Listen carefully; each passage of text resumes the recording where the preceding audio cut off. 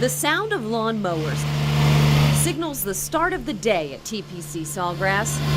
Every blade of grass is cut, the greens trimmed, and under these rippling waters lies a treasure trove for golfers. But getting it isn't for the faint of heart. You can't be afraid of gators and snakes. For more than 4 decades, Gordon Davis has braved these waters. I'm a professional golf ball diver. Suited up in his diving gear, even though the water is shallow. I'll see you in a little bit.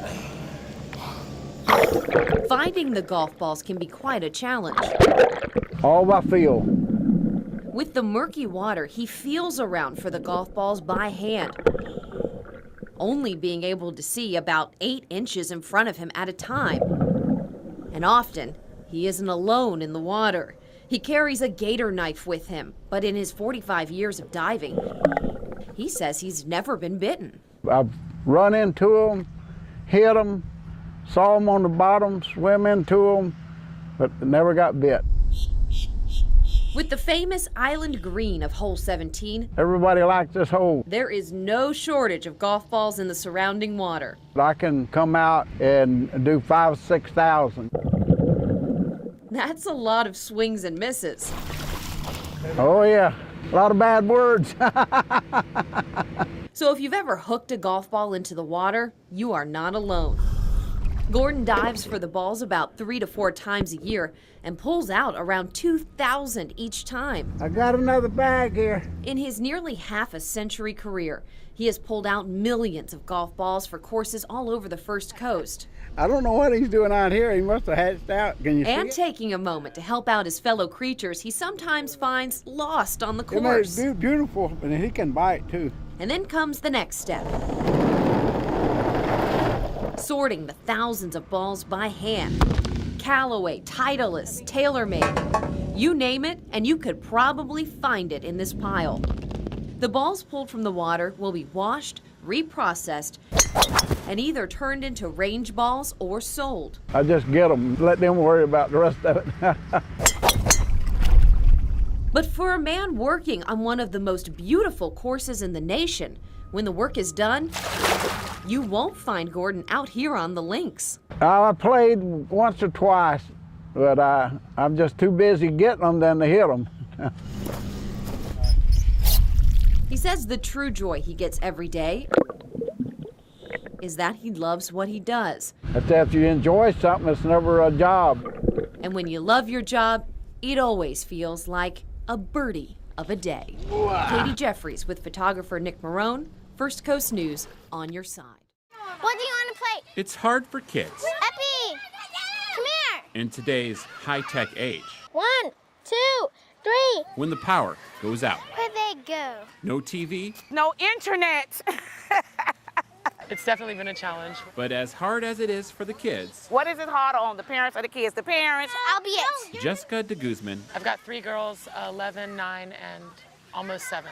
and her kids, Epi, Pearl, and Arabella, You are it. are on day 4 without power. Spent a few hours at the house at that point with our coolers full of ice and then relocated to where there was power. And on day 4 out of school. One of my friends over here, she's been fussing that the Duval County school system's trying to kill off parents. Can we play tag again? Which in the mind of a kid Oh, fine. We can play tag. Tag it. seems to be as fair That was hard. as tag backs. Tag your No. So to pass the time, Jessica bring her kids here Now we're scrambling, trying to sweat them out at the park. to blow off some steam. And then we'll see if some chill time can happen in the afternoon. Katrina Williams You see that? is a grandmother of 7.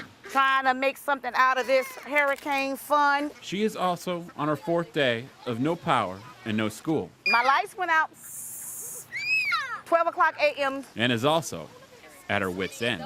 Great. Well, that's all the chips for the ducks. Now to get out, she wrangles up the kids to the park to feed the ducks. What's it like entertaining kids without power?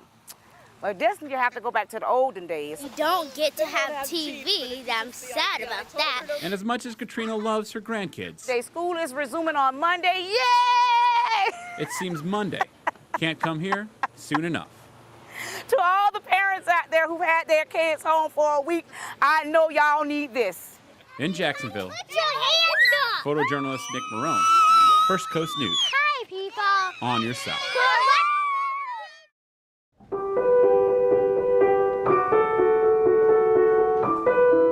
Music has a unique power. It inspires us. It moves us.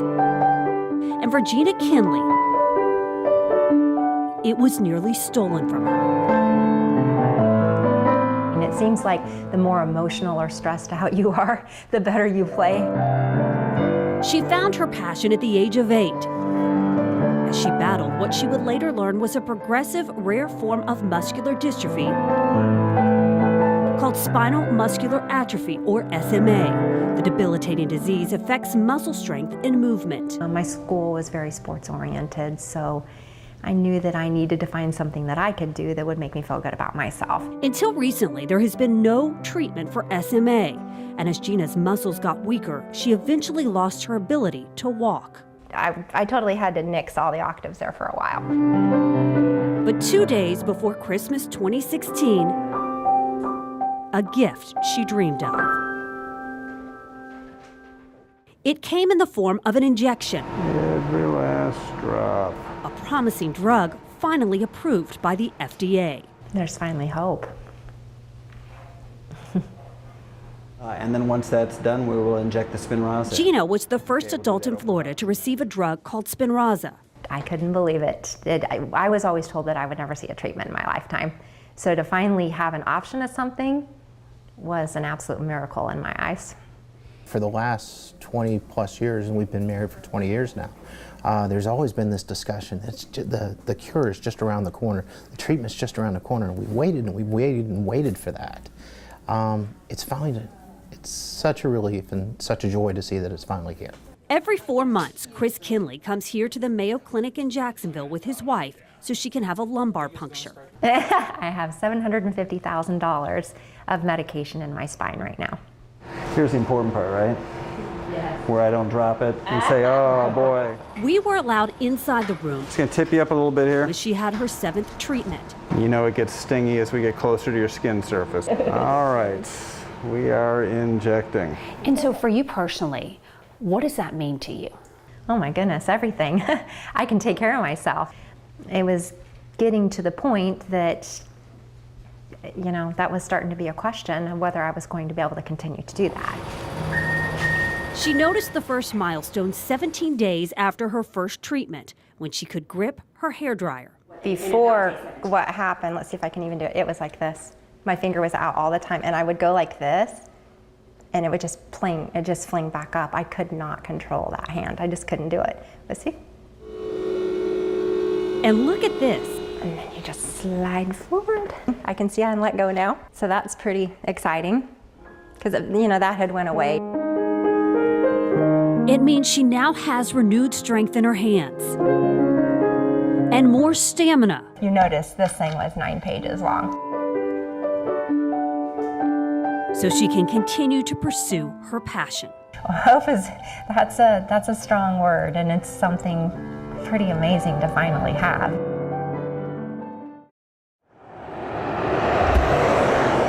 In southern Georgia, one word can describe Winter Storm Grayson: ice everywhere. Along the highway, in local parks, and even at the beach. I'm bundled up, so I'm doing better than some people. Some, though, chose to ignore Mother Nature's threat of winter. It's just habit. It takes a lot to get cold. I was actually going to make a real quick run in out. We caught up with these two as they were shopping for food once they lost power. One of about 5,000 to lose power on St. Simon's Island. And they say if that didn't happen, they would have stayed home. If you don't have to be out on the road, you know, stay off the road. I'm getting off the road now because there's a lot of tree limbs falling. They're big, too. One tree even came inches away from hitting this deputy's car on St. Simon's Island.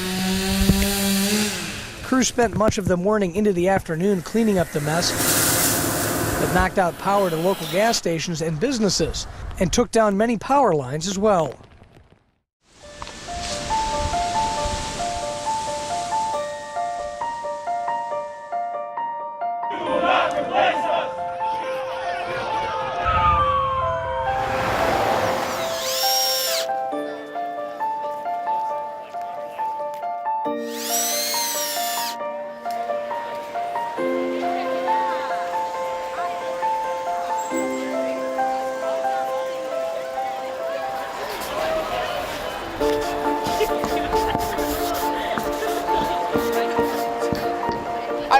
change. I think we can make this world a better place if we all just unite and just protest against these racist beliefs that he's going to speak about.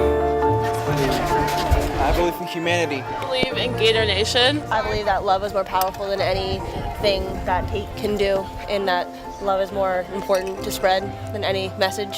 I'm writing superiority has no place in a society thriving for equality and the common good. I wrote that injustice anywhere is a threat to justice everywhere by Martin Luther King. Hate speech has no place here. We will overcome. As the Gator Nation, we can overcome anything. Any hate, anything that comes our way, we can do it together. Because I still have faith that people can love each other, understand each other. I feel like a lot of people just think that anything they can say is okay because it's protected under free speech, but telling me that my friends don't deserve to be alive because of who they are or where they're from doesn't deserve a place on campus. I'm writing spread love, not hate. I just think like with everything happening in the world right now, like everybody needs to like come together and respect each other and love each other and not dwell on like what we're all like divided against and what like brings us together. This is like a lot of feelings. It's just really overwhelming too.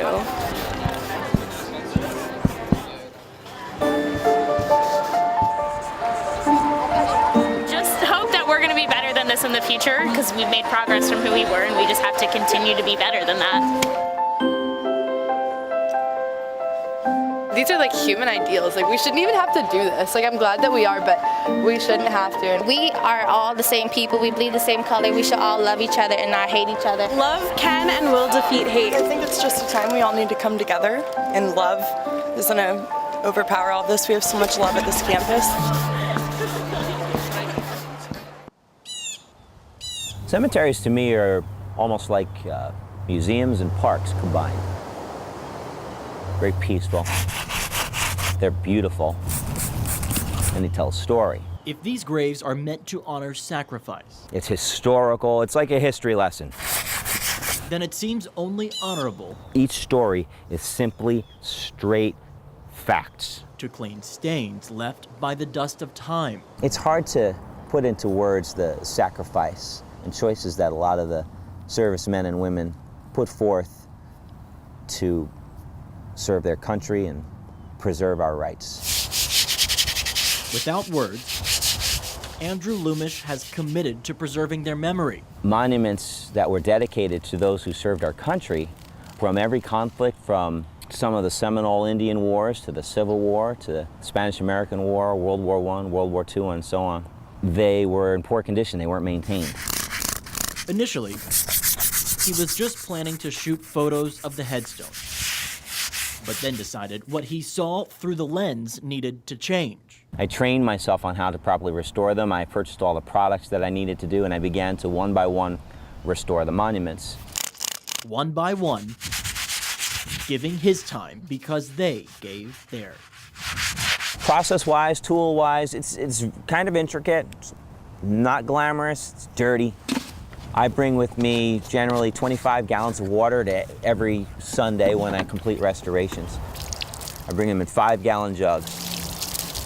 It's very strategically chosen brushes because I use a soft bristle brush, something equivalent of a soft or medium toothbrush, and I scrub beginning from the top and working my way down to any monument. It's not just goodwill that's kept him cleaning. Decades and decades worth of but these veterans' service. Grime that gets in there. He's never served among their ranks. They are from all over the country. Illinois, Indiana, Colorado, Tennessee, New York. But is committed to what they fought for. They weren't thought of as heroes at the time, but when I tell the story now and I tell it to an audience, the audience roars with this guy was a hero. Those stories keep bringing him back.